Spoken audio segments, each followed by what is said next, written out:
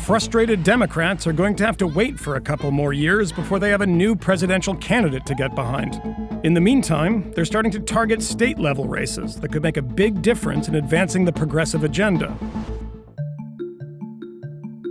Thank you guys for coming. This is a Code Blue phone bank. A group of Democrats gathered to stick it to President Donald Trump. If we can start flipping those red seats to blue seats, we're going to be able to make a difference. Their weapon, the phone bank. Cava for state senate. Are you aware of this upcoming election? Their target, a state senate special election in Connecticut. Anybody know why this is a special election? The catch. Where are you in Connecticut? They're on the west side of Los Angeles. In California. This is what Democratic activism after Trump looks like.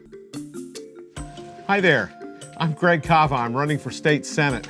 2,900 miles away, Hi, I'm Greg Cava, Democrat running for state senate. the 32nd State Senate District is one of the most Republican places in all of Connecticut. Greg Cava. Tuesday, I'm going to be driving the Second-time candidate Greg Cava planned on running a traditional campaign. Tell every friend you've got to get out and vote. He didn't go looking for Code Blue. They found him. Because they saw this as the first opportunity, or one of the first opportunities in the country, to make a statement about their displeasure with the results in November. MJ Lougheed started Code Blue. Hey, Code Blue. Every morning after he drops his kids off at school, he hops on Facebook Live to talk about a special election somewhere in America. It is a special day because today, Cava is his current focus. the beginning of the full court press for getting out the vote for Greg Cava in Connecticut. So before you started this group, what was your relationship to politics? My relationship to politics was I read the newspaper and I voted. That was it. Let me just start with just the name. Code Blue is the thing they yell in hospitals when someone's about to die and they need to be revived with those crash cart paddles. Is the Democratic Party on its deathbed?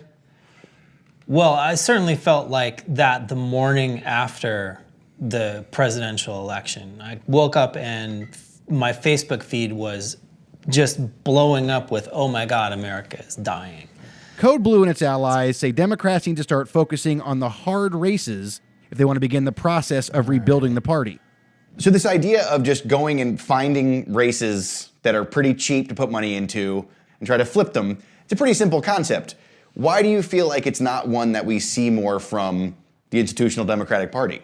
If you look at the Republicans, they really do have like a top-down infrastructure that they can rely on, and they vote as a bloc.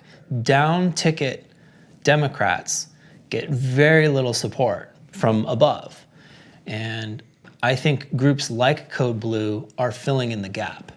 The idea sparked a kind of mini.com boom. There's Flippable, Indivisible, Sister District, and more. None of them have any official affiliations with the Democratic Party.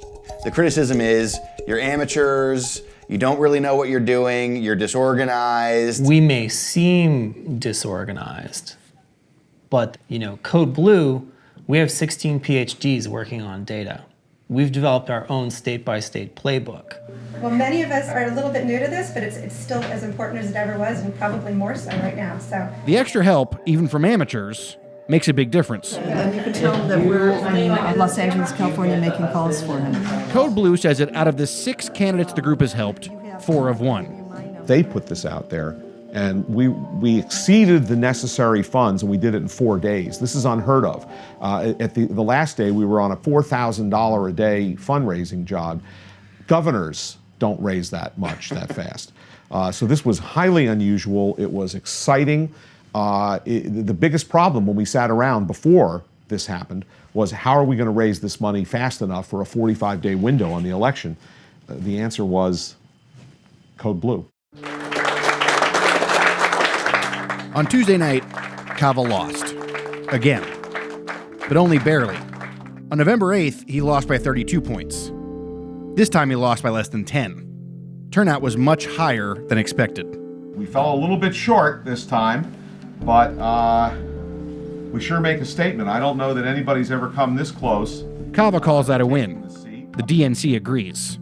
Code Blue does too. Yeah, if you look at the historical data in districts like that, you can tell exactly what will happen if no one does anything. Making Republicans fight everywhere, even in safe districts, is part of the Code Blue strategy. Winning is usually everything, but maybe not when you're talking about closing the gap in a state Senate district Democrats haven't won since 1891. Wow, that's how I feel.